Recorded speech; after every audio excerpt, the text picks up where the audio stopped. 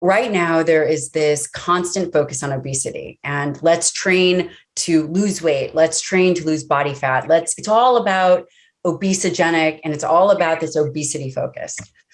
Well, we've been trying that for decades. And quite frankly, numbers of obesity have increased. They haven't decreased, and we're not seeing proper movement, no pun intended, in the right direction.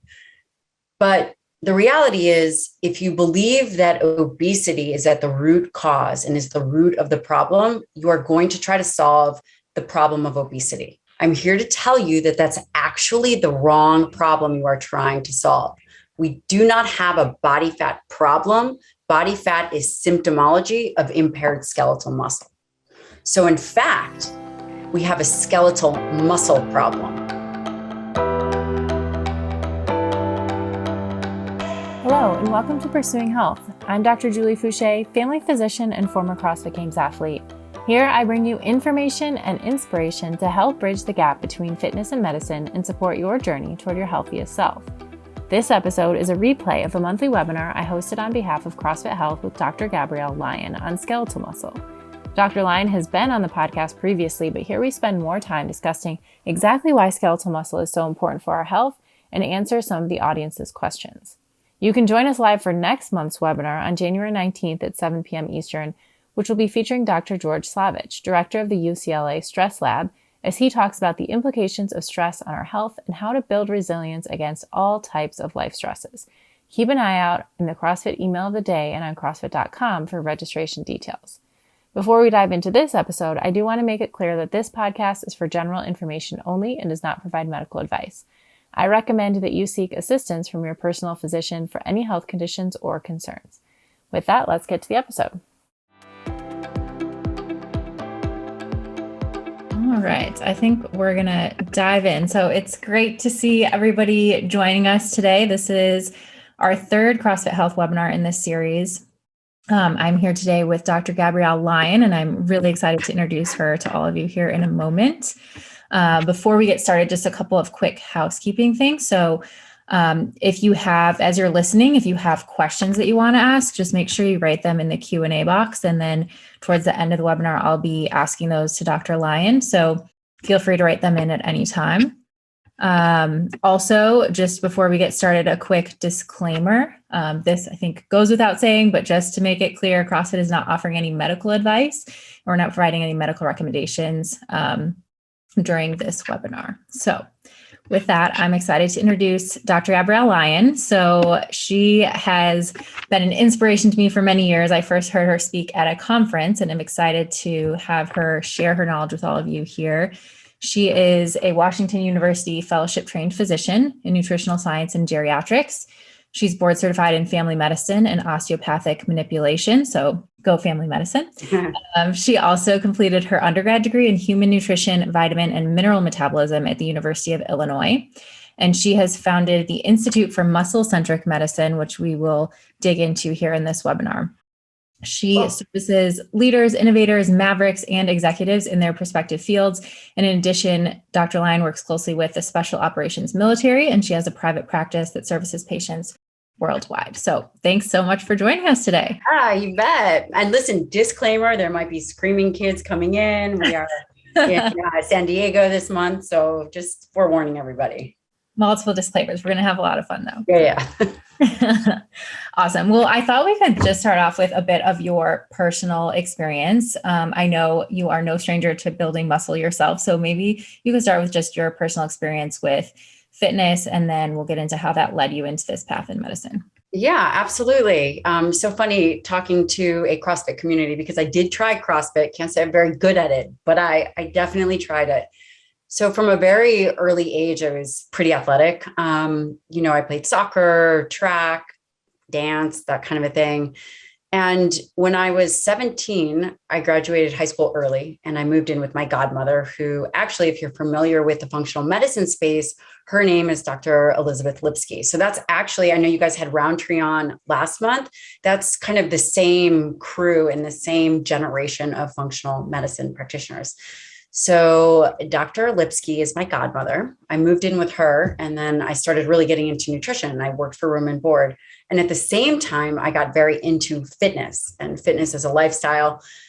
And that was all before college.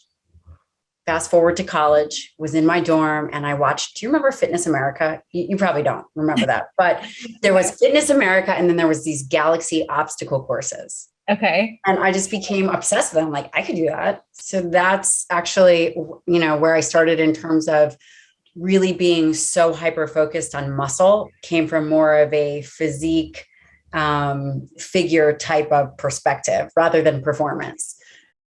And then, of course, I landed in the lab of Dr. Donald Lehman. And it was funny. He was over at Rutgers giving an inaugural speech. And I'm like, Don, how come I was never on a paper as an undergrad? And he said to me, I have never put an undergrad on a paper in 30 years. So there was that. And so my point of saying that is that I actually ended up in Dr. Donald Lehman's lab. And for those people who are interested in research and muscle health and protein metabolism, he is one of the world leading experts. And that has been a 20-year mentorship. But so between living with Elizabeth Lipsky and working with Dr. Donald Lehman, my path in terms of fitness was totally forged. That's amazing. And it's amazing to see how it comes together, like some of those personal interests and passions, and then bringing that together with the research that you were doing and then your path to medicine. So let's dive in and talk about muscle. So I think a lot of people first think about muscle as this organ that's really important for functionality. It allows us to move through life and do the things that we want to do. But you talk about how muscle is so much more than that, and maybe the most important organ. So it is. And you would agree, right? So before we even talk about that, let's talk about what our current narrative situation is. Mm-hmm. So right now there is this constant focus on obesity, and let's train to lose weight. Let's train to lose body fat. It's all about obesogenic, and it's all about this obesity focus. Well, we've been trying that for decades. And quite frankly, numbers of obesity have increased. They haven't decreased, and we're not seeing proper movement, no pun intended, in the right direction. But the reality is, if you believe that obesity is at the root cause and is the root of the problem, you are going to try to solve the problem of obesity. I'm here to tell you that that's actually the wrong problem you are trying to solve. We do not have a body fat problem. Body fat is symptomology of impaired skeletal muscle. So in fact, we have a skeletal muscle problem. Obesity starts in skeletal muscle first. Insulin resistance starts in skeletal muscle first. So rather than trying to correct for an obesity problem, we actually have to correct for a skeletal muscle problem. Okay. So now we are all on the same page that we have been focusing on the wrong tissue, and that as a society, we are not over fat, we're actually under muscled, which is essentially true. What's so interesting is this is actually in the literature. Insulin resistance beginning in skeletal muscle is actually in the literature. But for some reason, we are so fat phobic and fat focused, because that's probably what causes the most emotional pain for people. That's probably the thing that creates internal discomfort. And as a society, we are all about let's fix it. So if you shift the perspective to skeletal muscle, and you understand that if you believe in root cause medicine, you have to address skeletal muscle first. And skeletal muscle takes time and attention, especially as we age. It takes proper fueling. It takes just a little bit of understanding in terms of training, but then also dietary nutrition, because the way in which the body's signaling mechanisms go down. So essentially, as we age, the body becomes less efficient at using protein and really less efficient at building muscle. Of course, I am presenting this in a very black and white state. That's not actually how it exists, but for sake of, for argument's sake, it makes the most sense to do it that way. And I love the way that you frame that, because I think, similar to when we talk about food, if we can talk about what are the nutritious foods to eat versus what are the foods that are bad for you, putting it in a positive light, rather than talking about we need to get rid of fat, let's talk about how do we make our muscle really healthy. And then usually the fat is going to start to disappear as a consequence of that when we address the root cause. Absolutely. And, it's interesting when I think about muscle health, I think about, like you said, activities of daily living, mobility, the ability to perform proper functions. That is part of muscle health. What is underrepresented is skeletal muscle actually in and of itself is an organ system. And we don't think about skeletal muscle as this endocrine organ. It is an endocrine organ like the thyroid is an organ. When skeletal muscle contracts, it actually secretes myokines. So these are peptides, compounds that come from contracting skeletal muscle. And there's more than 600. There is a ton of different myokines. These myokines travel throughout the body and create a crosstalk. They talk to the immune system, they talk to the bone, they talk to the brain. And in fact, some research is coming out that it actually helps with nutrient partitioning. What does that mean? That means that when we think about calories in and calories out, which yes, that is true, that is important. We have to think about what pushes calories out.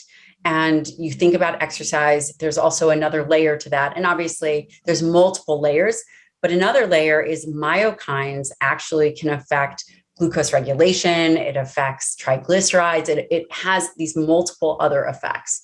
So skeletal muscle, understanding that skeletal muscle is an organ is very important. And I actually believe it's the medicine of the future. And I'm going to throw something else out there.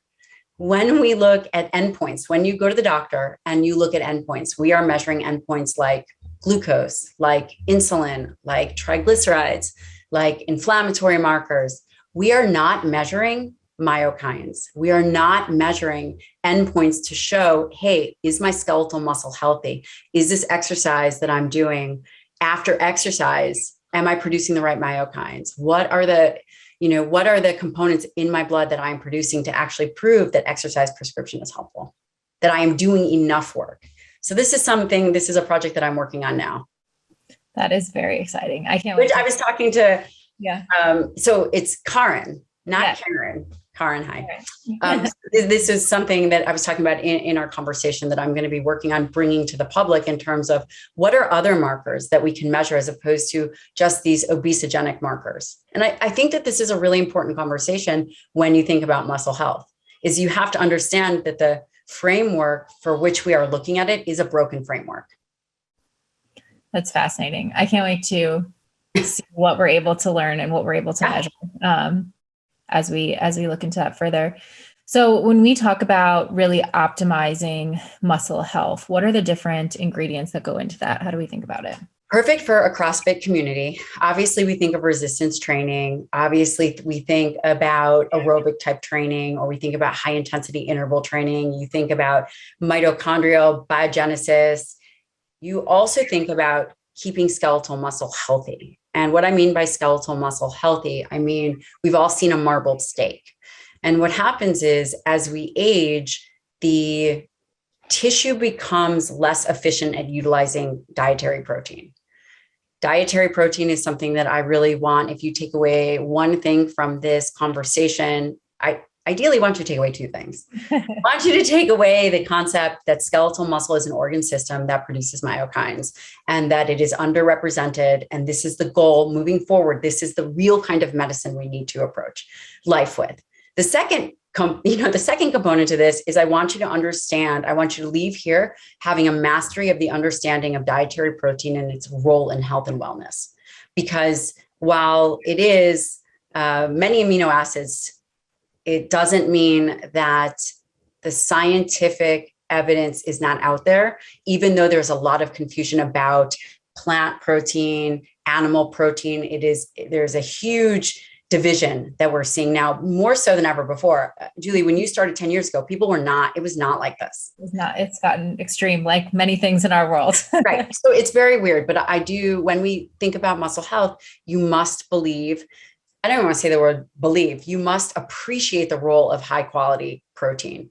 And I'd love to talk about that. Yes, I would love to dig into that more because I think that's one of the things that for me was extremely eye-opening. Even when I started paying more attention to my nutrition and tracking how much protein I was eating, I thought I was eating a lot, but really still wasn't eating enough. So when we're talking about getting enough dietary protein to support our muscle health? What are we looking for, and what's the research behind that? So it's interesting. The research would say you would be great at 1.6 grams per kilogram. It could be anywhere from 1.2 to 1.8 grams per kilogram. That's really where the evidence would, lie. I actually recommend 1 gram per pound ideal body weight. And why? Because it can be supported.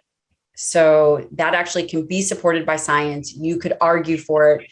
There isn't a upper limit of safety that we've ever seen for dietary protein. I think, the RDA, when you think about the RDA, which is 0.8 grams per kilogram, that's the minimum to protect against disease. So right now you're seeing influencers come out and perhaps talk about how the RDA is too much and you should be eating 0.3 grams per kilogram of protein. That's actually inaccurate.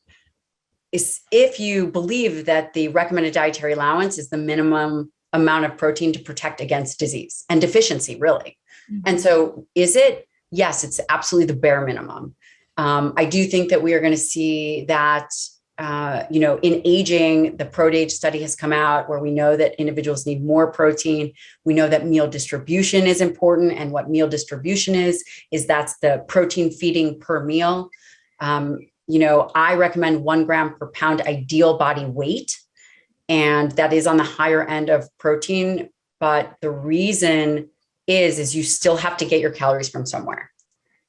In the CrossFit community, you guys are burning a lot of energy. So would it, and even the operators that I take care of, would a high protein, low carbohydrate style diet work for them? Not necessarily, not always, depending on the amount of training that they're doing, but someone could easily do well on 1 gram per pound ideal body weight. So that's where I would start, and you can titrate up or down from that actually. So what would you recommend for someone who's maybe 30 to 50 years old, is doing 5 CrossFit workouts per week in an affiliate, otherwise is maybe mostly sedentary in their work throughout the rest of the day? What would be a good starting place for someone like that? Well, first, let's decide. So at age 30 versus at age 50, I believe is different. Mm-hmm. And this is a really good point. As we age, something happens to the body called anabolic resistance, which means the body becomes less efficient at utilizing dietary protein. And you'll see that over a period of time, skeletal muscle becomes more insulin resistant. It becomes more difficult to actually put on muscle. Of course, this isn't to say that everyone is going to have a difficult time putting on muscle, especially in your 30s. But, as you age, as you become more mature, hormones change. Growth hormones change, testosterone changes, estrogen, progesterone. These hormone changes that happen do and can affect your ability to recover, sleep, muscle growth. So when you think about what an implementable plan would be, I would recommend if you are 30, you can actually get away with a little bit of a lower protein intake. But getting a minimum of 30 grams of protein is very, very, very helpful.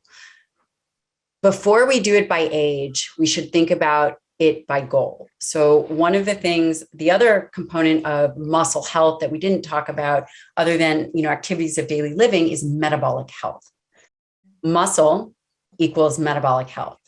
If you can correct for protein and your diet is protein forward, you can get subsequent metabolic correction. What does that mean? You can lower blood pressure, you can lower triglycerides, you can improve insulin, you can improve blood glucose, and you could easily do that if you had a minimum of 30 grams of protein 3 times a day. I talk about that a lot, and it's not because the 3 meals a day is a magic number, and actually there's different protocols that I use, but this is something that is very easy for metabolic correction, and also it can improve body composition. And I think at the end of the day, you do want to stimulate skeletal muscle. Yes, you do it through exercise, but we also know that muscle growth requires calories, it requires protein, and it requires training. So 30 to 50 grams of protein would be ideal per meal. So figure out how much you want, how much protein you're going to get in.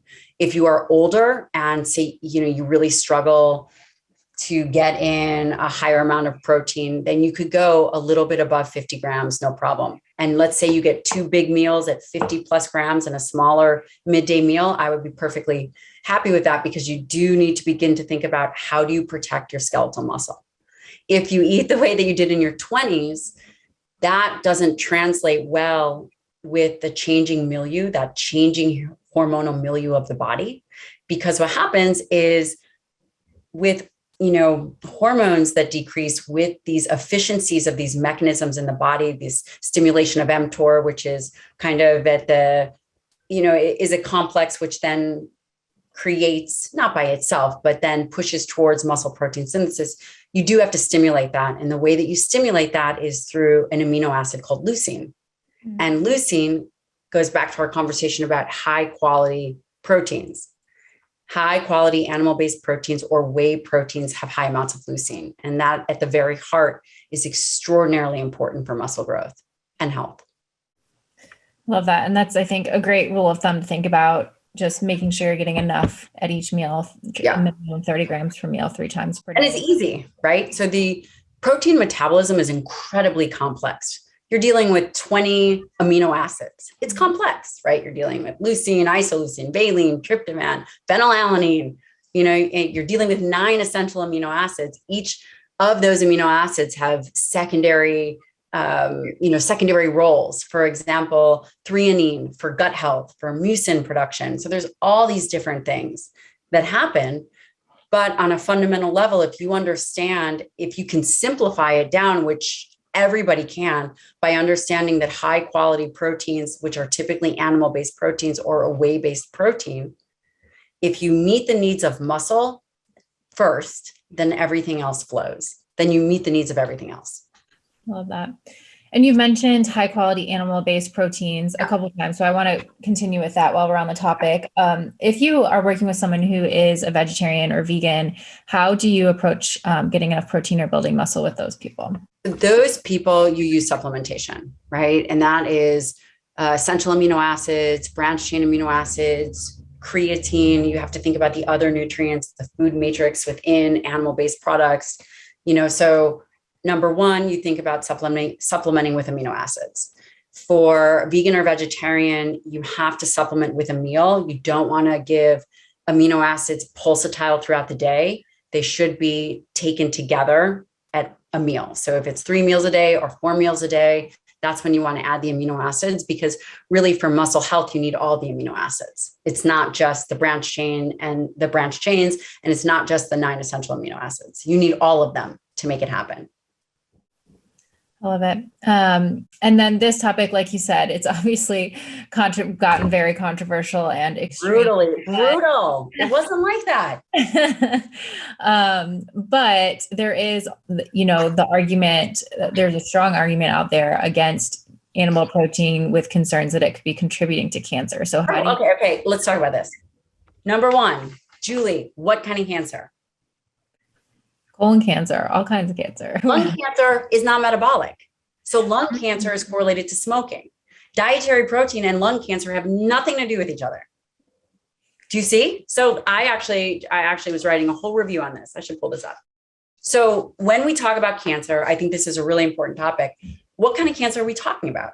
Are we talking about lung cancer, which, by the way, survival rates have not improved in the last 60 years, and beef and animal protein is down? Okay, number one. Number two, if we are talking about ovarian, if we are talking about breast, prostate, colon cancer, there is a direct link, a risk factor, a known risk factor is obesity. So now we've talked about not only that, cancer is a disease of the genome. A disease of the genome. Dietary protein is the way in which dietary protein works is it stimulates a complex called mTOR. mTOR is a growth promoter in every single tissue that the body has maintained a very unique ability to have, right? It is a growth promoter. We need it. It is normal to function. You exercise, you stimulate mTOR. You eat, you stimulate mTOR. It's in every single cell. In skeletal muscle, mTOR is exquisitely sensitive to amino acids. So do you upregulate the mTOR pathway when you eat protein in skeletal muscle? Totally. Do you upregulate the mTOR pathway when you eat carbohydrates and extra calories? Yes. So that being said, the idea that you push and upregulate a pathway is one thing, and actually causing a genetic or gene alteration is a totally different conversation. Do you see? Mm-hmm. Not only that, if you believe in some science, you believe in risk ratios, right? So a risk ratio is, if you do this thing, you get this result. So a risk ratio, and this is in the literature, and this is largely epidemiology and, population type data, which is not great because there's confounding variables, but it is well established that a risk ratio below 2 is insignificant. Okay. This is just standard. A risk ratio above 2 is. So cancer and smoking is 12. Eating protein or even red meat and cancer is 1.1 to 1.3. So the real question is, what is the real driver behind this conversation of protein and cancer? What is the driver? Cancer needs something to go wrong in the genome. It needs an initiation factor, right? There has to be some initiation of the downstream effect. And then there's some promotion that happens. But to say that thing, that eating dietary protein, because dietary protein pushes mTOR in skeletal muscle, right? Because we said that mTOR is exquisitely sensitive to amino acids in skeletal muscle, causes cancer, makes absolutely no sense. When we know that mTOR is in the pancreas and the liver and in other places where actually, if you really believed that stimulating mTOR causes cancer, you would really cut back on your carbohydrates and you would really cut back on extra calories. So this just goes to show that this is all narrative. It's all narrative, right? So it's interesting.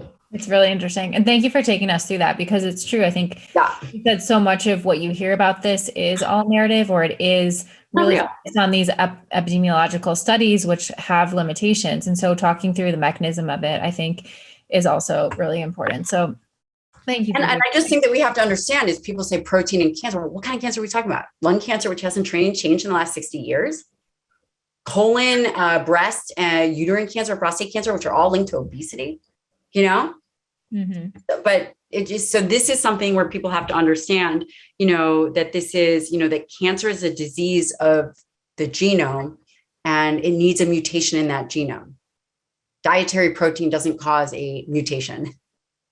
Right. I think that makes sense. Okay. But now being overweight and pushing oncogenic factors can create a problem. Mm-hmm. So sure. Lots of confounding factors. I'm going to start taking some audience questions soon. So if you all that are listening have questions that you want to ask, make sure you type them in the Q&A box and we will run through all of those, or as many as we can get through. You want me to take a look at some of these questions, or?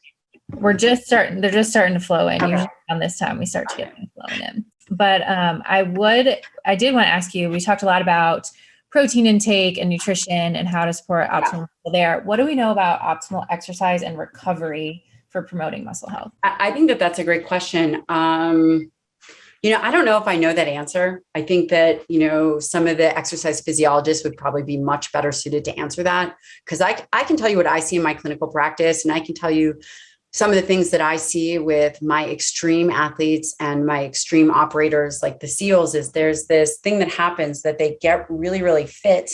And then there's this level of fitness where it actually doesn't necessarily relate to health, right? So their capacity to do physical work, whether it's stay up for 50 hours or do whatever the task is that they need to do, or do some kind of endurance run. Someone would say, man, they are super fit. Their VO2 max is outstanding. Their skeletal muscle for that person is amazing. Their metabolic markers are great. I cannot tell you what is in, I think that that's such a difficult question. I can tell you the general public, I like to see, people focusing on volume for resistance training. I like people to be lifting at least 3 days a week, if not more. I mean, truthfully, in my ideal world, I'd like to see people lifting more, like 5 days a week. And I also want them doing some kind of aerobic capacity activity to improve mitochondria, and to really kind of allow their body to focus on utilizing free fatty acids as opposed to glycogen. And I'd like to see really healthy muscle. So, but I think that that's a really great question. Awesome. Yeah. And good to hear. Obviously that fits with our CrossFit philosophy here, as we're doing lots of. I will tell you something that this isn't totally related, but it is related to this concept of, sorry, I just took some notes here for you guys. Oops. And I really wanted to find it, but it doesn't look like I can. One of the things I really wanted to talk to this community about is, so in my practice, I take care of athletes and I take care of a lot of these operators and just really fit people. One of the things that I almost always see, every single one of my SEALs has sleep apnea. Mm-hmm. Sleep apnea is something that we consider very common for people that are overweight, but actually based on the neck musculature, individuals have sleep apnea. And I will tell you, if you care about your performance and you care about your recovery, then you must get tested. And no, the Oura Ring is not the same as being able to tell how or if you have sleep apnea. Because I have many people and on their Oura Ring, it tells them that they're sleeping great. But if you look at their apneic episodes, they really need to either have an actual mouthpiece or a CPAP. Mm-hmm.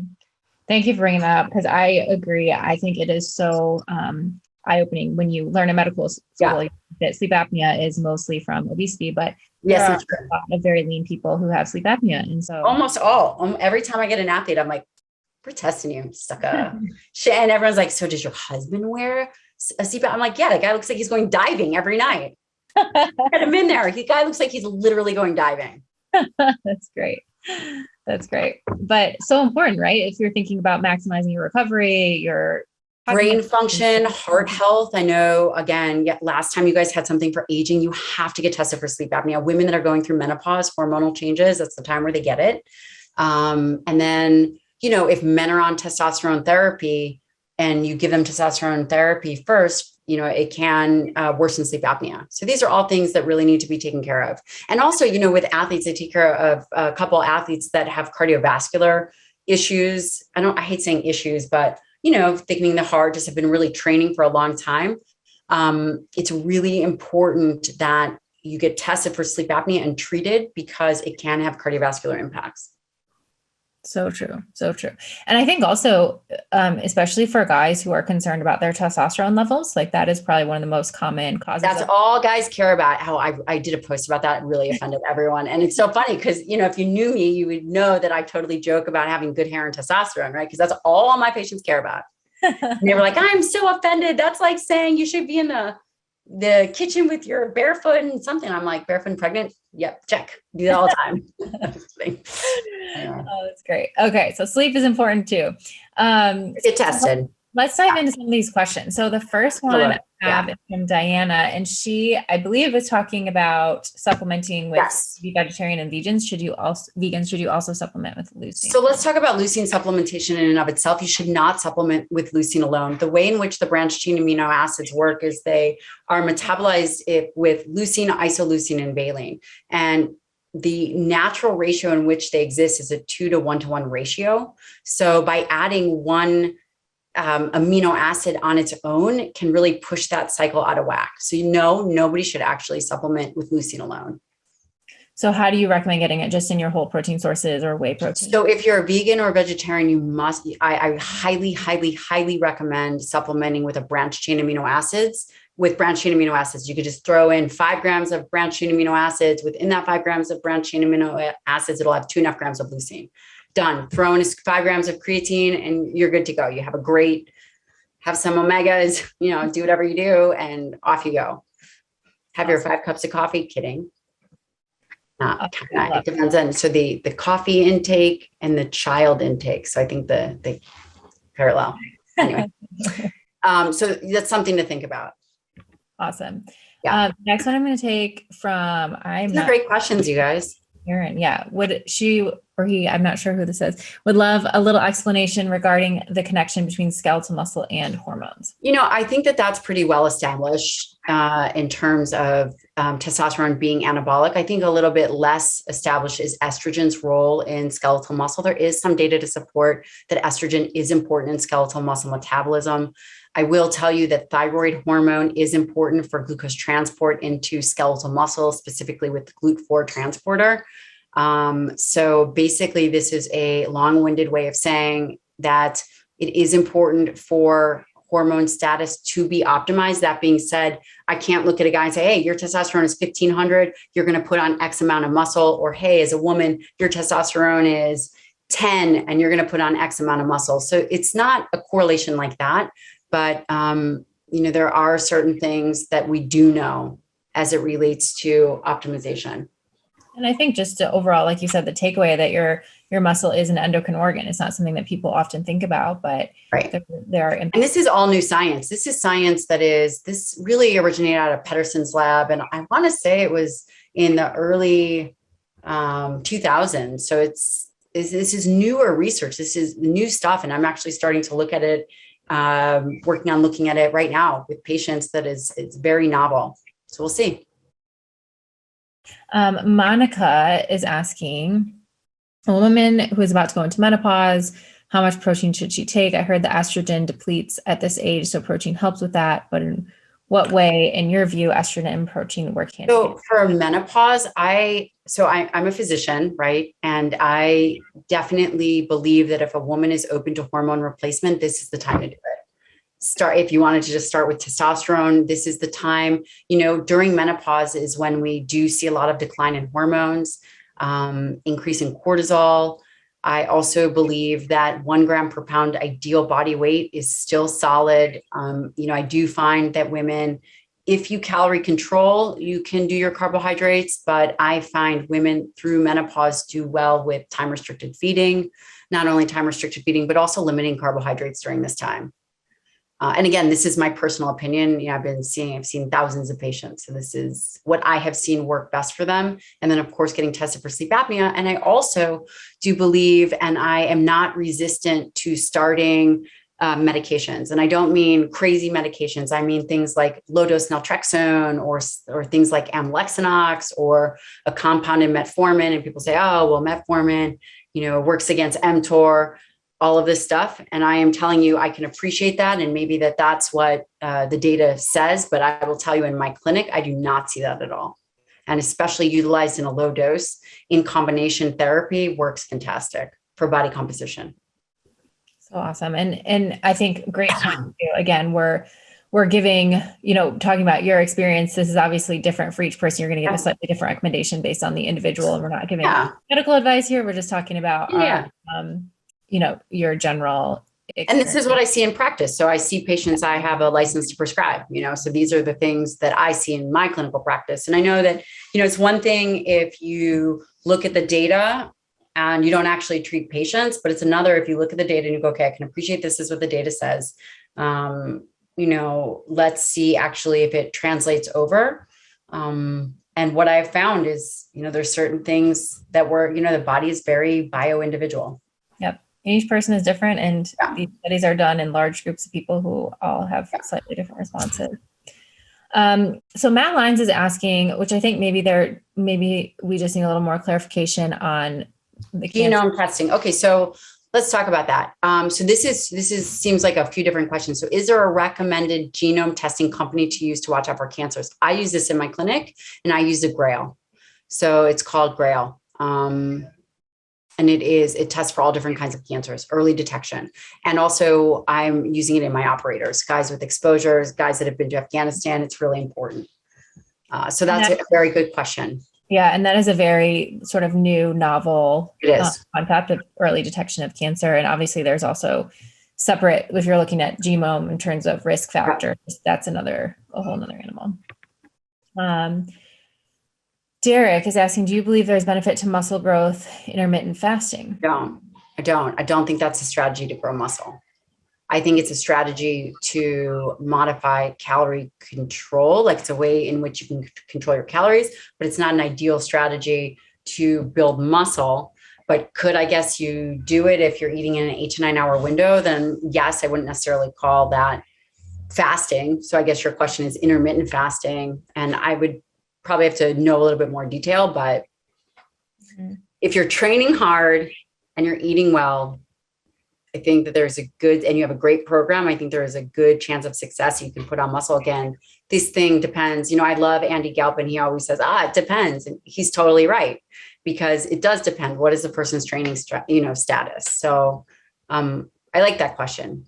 And how do you see it fitting in? So obviously, if you look at certain athletes who are really, their sport is dependent on having a lot of muscle, look at like football players or something, and they're eating constantly around the clock to be able to maintain that, versus somebody who's, doing CrossFit recreationally and thinking about health and longevity. How do you balance like the building muscle? Question. Great. I love this question. Okay. It's probably my favorite question so far. Actually, no, I really love the cancer questions.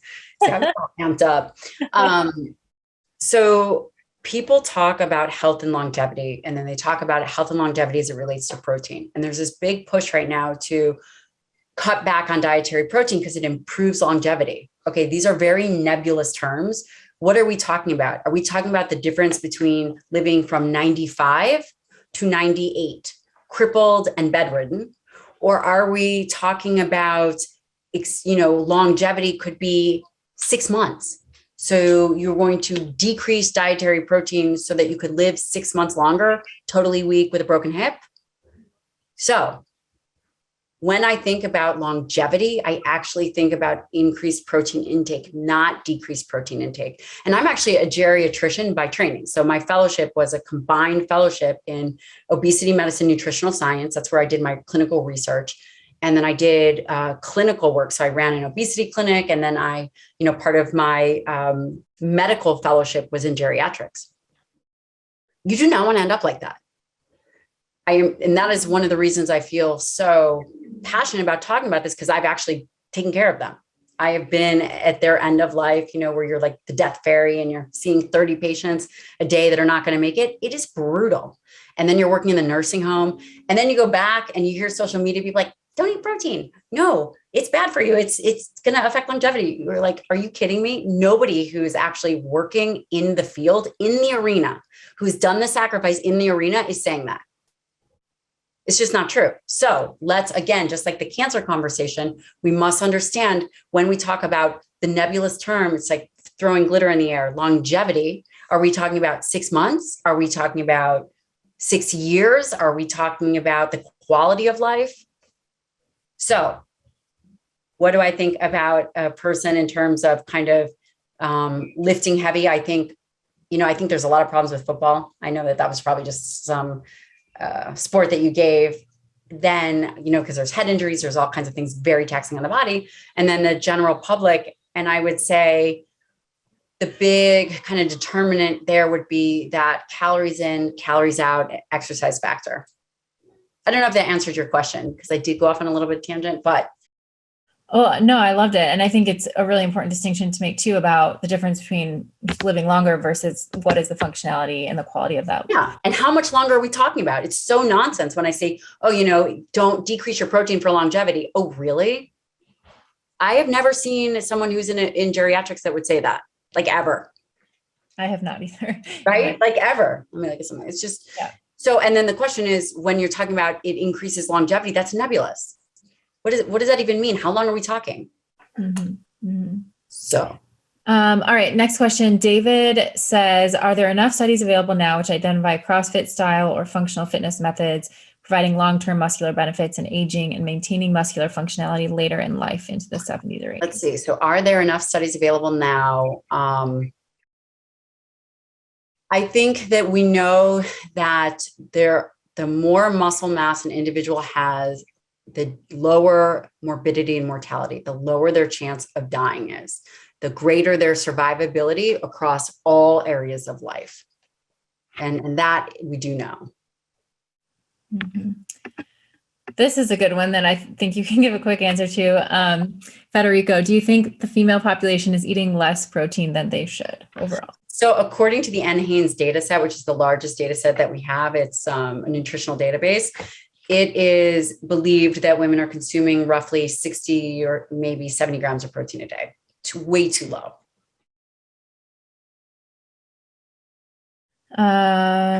Let's see, where should we go next? There's a question about coffee. We can touch on this quickly. Speaking of coffee, I heard recently the American Heart Association said it's safe to consume up to 400 milligrams of caffeine per day. What are your thoughts? And I would go with, again, it depends on this one. Yeah, I mean, my husband, I yell at him all the time. The guy's like at 800. No, I'm kidding. But he's, he could have a cup of coffee and go to sleep. So I think it depends. I think, are you a fast metabolizer? Are you a slow metabolizer? Those kinds of things. I agree. I think there's a lot of factors there: when you're drinking it, how it's affecting your sleep, all those things. This is a good question. How much protein do you recommend for a woman who is pregnant? So the current recommendation is, you're going to laugh, is 100 grams. So that is the most recent recommendation, obviously, because I was just pregnant twice. But I still recommend 1 gram per pound ideal body weight, even while you're pregnant. And, you have to understand, if you are getting 1 gram per pound ideal body weight and you're taking that through pregnancy, that's likely enough. I will also say if you are like me, it was very difficult for me to get protein down while I was pregnant. I was extremely sick. I had hyperemesis gravidum for my first pregnancy. So I wasn't able to do it. So really you do what you can. I think pregnancy is one of those things where you just kind of really do what you can. Mm-hmm. Love it. Let's see. Adrienne asked, do protein intake recommendations vary among people with different ethnicities? I'm not sure about that one. Great question. So no, but I think that's a brilliant question. And they don't actually vary for sex either. So a male and a female protein requirement is not necessarily different. It's based on body weight, right? And I think that's an important thing to consider, because it is, and arguably a man is going to need more protein because a man's going to be heavier. That's a really good question. Yeah, that was great. Super interesting. Let's see. This is one. What are the pros and cons of taking BCAAs and or EAAs? I don't really see any cons. I mean, the one negative in terms of taking a branched chain amino acid, you don't want to have continual stimulation of mTOR. So that, if you're taking branched chain amino acids between meals, it's probably not ideal. You want to take it with meals. So, I really can't think of any negative though. Okay. Is that managed in primary care? Is genome testing managed in primary care? So you can I don't know. I'm very far removed. The truth is, I'm very far removed from primary care. So yeah, I would say it is definitely not a standard of care. I think certainly it's used in a conventional setting. It's used for certain situations, is what I've seen. But obviously, we're trying to change that with CrossFit Precision Care and being a little bit more proactive about that.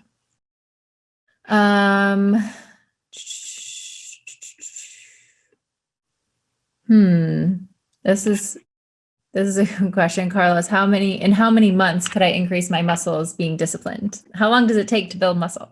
So that is a really good question. I was talking to Don about this today, and, we were talking about, and Alan Argan has some really good articles on this. So if you're totally untrained, could you put on 24 pounds of muscle in a year? Maybe. That sounds crazy. Mm-hmm. So I think this all depends on training status. I think it all depends on if, the more well-trained you are, the less muscle you can put on. So I know that that's not a great answer, but I mean, could you put on 1 pound to 2 pounds a month? Maybe. It's possible. Mm-hmm. Why don't you give it a shot and we'll find out. I mean, but you have to, right. So then there's other things that, right. So obesity can blunt the anabolic response. Age can blunt the anabolic response.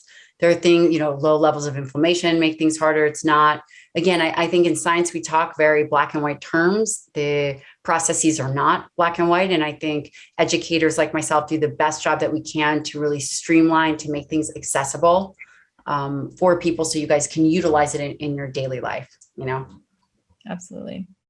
Eric asks a good question. This is a concept I'm 53-year-old male CrossFitter weighing 175 pounds. If I eat a gram protein per pound body weight, it's roughly 22 ounces of lean chicken per day or 1,500 calories of a 2,000 calorie diet. Does that crowd out other important nutrients like fruits and vegetables? So maybe you can answer that, but also just how do you structure the rest of the diet around that protein? So I think about carbohydrates in a meal threshold basis. So basically anything above 40 to 50 grams per meal of carbohydrates creates a secondary insulin response. And I think that we know that elevated levels of insulin can have negative impacts on the body. So for me personally, when I'm designing a diet for someone, who is not exercising in that moment, so this is taking out extra earned calories. So we're not talking about CrossFitting calories earned while CrossFitting. We are talking about on a day-to-day basis, 40 to 50 grams, depending on what their carbohydrate intake is. I tend to be a lower carbohydrate person, but it doesn't mean that you can't figure out, based on your calories, what that looks like for you, and just really mitigating carbohydrates above 50 grams. Unless they were training, I wouldn't add that in. In terms of fat, that's just by choosing high nutrient dense foods that can fit in wherever your calories fit in. Mm-hmm. Great. Greg asked, what's a good source to learn what one's ideal body weight is? Great question. Nobody knows. This is another major problem with why we are constantly focused on obesity. Everyone is like, okay, well, if you're 30% body fat, that's a problem. But what about how much percent muscle should someone be to be optimized? We have no idea. This is a major, major error. We know everything that's going to kill you, but we don't know what the stuff that's going to make you great. We don't know. I have no idea. Mm-hmm. Yeah. But Greg, I will get back to you as soon as I know. I'm going to work on the data. I really am. I'm trying to put all this together for you. Oh my God, Sherry Wells. I love Sherry. Go for it. Go for your question. Okay. What are your thoughts on using protein powder? If this is the Sherry that I think is the Sherry, which I'm sure it is. What are your thoughts on using protein powder to get some more grams of protein a day? And doesn't matter what kind. So it has to have a complete amino acid profile. Whey protein is the best. Whey protein is a food matrix. It has alpha lactalbumin in it. It has lactoferrin. It has things that are helpful, helps the immune system. Beef protein as a protein source is low in branched chain amino acids, unless you get something that it has added. Pea protein is also low in the branched chain amino acids because it is a plant, but you can find combined pea rice blends. I will say it is very unusual for individuals to eat isolated pea protein. We don't know what those long-term effects are because it's a newer food. And same, I guess that's what I would say about that. So what about protein intake in gout? So gout is genetic determinant, right? I haven't, it is a purine issue. As long as that is well maintained, there's not an issue with protein in gout. I haven't really seen that. There's a question up here from Alexis. What about creatine supplementation during breastfeeding? There's probably not studies on that. And also I would say why. I would just eat some red meat. The less you do during breastfeeding, the better. It's just better. Minimal supplementation during breastfeeding. Fish oil is important. Vitamin D is important. Staying on your prenatal is important. Awesome. Yeah. Should older adults take creatine? If so, how much? So one of the things that I always recommend, 5 grams a day. For an older individual, whey protein, creatine, vitamin D, ubiquinol is helpful, not necessary. Some form of MCT oil is really good for the brain. I love that. Yeah. Anderson's question, in your opinion, is it more important to build new muscle or make your current muscles stronger? Or are you just doing both? Right. I was thinking about that today as I was thinking about what I really wanted to talk to you guys about. And I was thinking, somebody's going to ask me what's more important, diet or exercise. And there's always this question of having to choose. And I always wonder, well, why? What is this? Why should we have to choose? Mm-hmm. That being said, and then I was thinking subsequently, look at some of the Olympians who eat whatever they want and train really hard. So I think if an individual is, and even CrossFit now there's this push for CrossFit Health, but I think in the beginning, I would see guys go out and pound pizza. right? It doesn't necessarily mean that you are eating healthier. Yeah, I think it all depends on the implementation, and we see it from all sides. So CrossFit's foundation of our pyramid is nutrition, but it's not always implemented that way in real life. But I would say for sure, I've been surprised by how big of an impact. I mean, I know nutrition is a foundation, but seeing you really can't out train a bad diet. Like if you have a terrible diet, I've seen people who are doing CrossFit or working out a lot, but maybe already have prediabetes or things like that because their diet isn't optimized. Right. You can't, I mean, yeah, you have to, there's always a price to pay, right? There is always a price to pay for something. Mm-hmm. Let's see. Kelly Clark asks, are there any books you recommend about this subject or any related? I'm working on mine. I'm working. Awesome. So as soon as we have that, I will get that, guys, to you. I will get it to you guys. Kidney function and protein intake. Maria asks, is there an unsafe among someone testing high in creatinine? Is it accurate to follow a lower protein diet? So all of you guys as CrossFitters are probably going to have a higher creatinine. The creatinine and muscle mass, it's going to be higher. I think what you would ask your doctor to do would be get a cystatin C and get a corrected GFR, and that will likely be normal. There's been a few recent meta-analysis, which is taking all really high quality data. And I think Stu Phillips did one about protein intake and kidney function. And actually protein intake improves kidney function. And again, with healthy kidneys, there's no reason why there should be a problem. Are you guys hearing the meltdown in the back? There you go. We're 5 minutes left. We made it pretty far without a meltdown. But have you made it far without the door flying open and a naked child running in? I love it. Javier asks, what about bone broth protein powder and our egg protein powder? Great. Bone broth is not a complete protein. Collagen in and of itself is not a complete protein. It is not effective for muscle building, is completely devoid of branched chain amino acids and very low in tryptophan. So please don't use that to build muscle. That being said, it's high in glycine.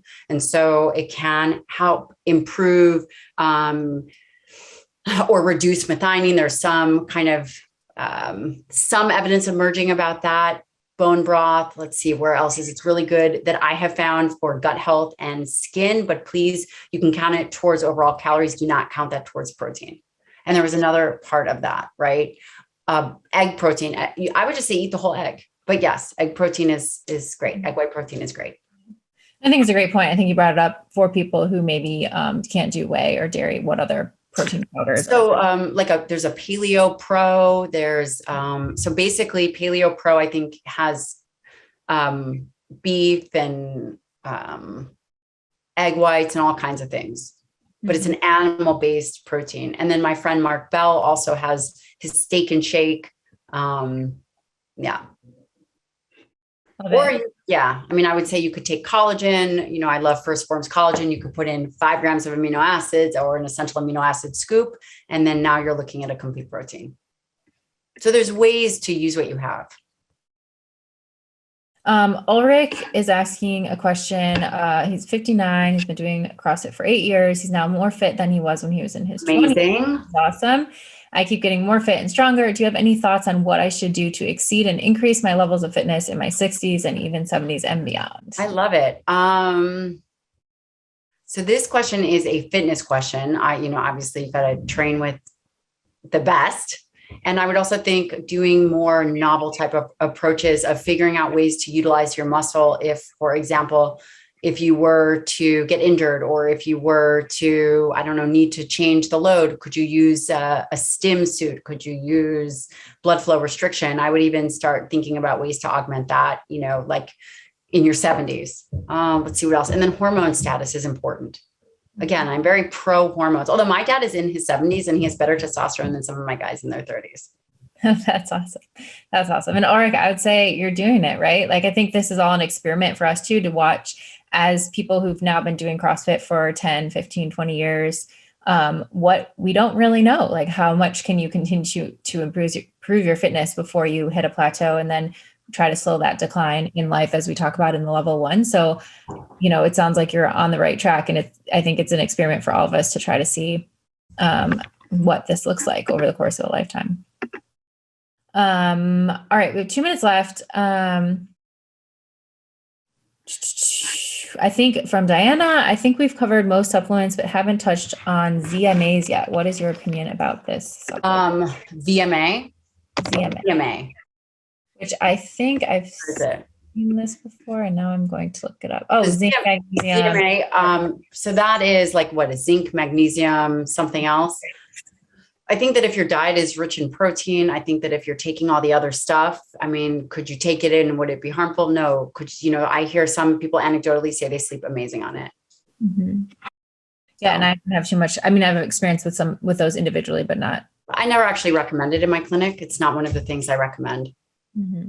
It's not that I'm against it. It's just, I haven't used it much. All right. Last question from Dennis. How far should protein intake be spaced out? How much protein can the body Great question. This is what a great question. So what we know from the data is that it's interesting. So this stimulation of mTOR, which we talked about, mTOR is a very metabolically dynamic, expensive process, not mTOR in of itself, but muscle protein synthesis is. A lot of the studies were done earlier meals. And what they believe is that it takes 4 or 5 hours to actually reset the whole process to then stimulate it again. So, and this is from some of Don Lehman's earlier work. And if you were to ask him, he would say you would want to space it 4 to 5 hours apart. Awesome. So some great takeaways from today. We can maybe recap your 2 big takeaways, but I know one was about getting enough protein, trying to shoot for at least 30 grams per meal. Now we know spacing those 4 to 5 hours. And if you're older, you should shoot for more, and I mean, there's some things like if you train, it lowers the threshold, but for a basic understanding, 30 to 50 grams per meal would be ideal. The younger you are, the less you need to kind of hit that threshold. But, as you get older, it's more important. Awesome. And muscle is the most important organ. No, muscle is the organ of longevity, people. Longevity. Muscle is the organ of longevity. I love it. Well, thank you so much for joining us. This has been awesome. We look forward to following your work and learning more about myokines and all the other things that you are writing about. And so thank you so much. This has been awesome. Thank you guys so much for having me. I really appreciate it. Wonderful. And for those of you who want to tune in next month, our webinar guest next month is going to be Dr. George Slavich, who is a researcher at the UCLA Stress Lab, and he's going to be talking about stress and its impact on health, and that will be on January 19th at 7 p.m. Eastern. So I hope to see you guys there.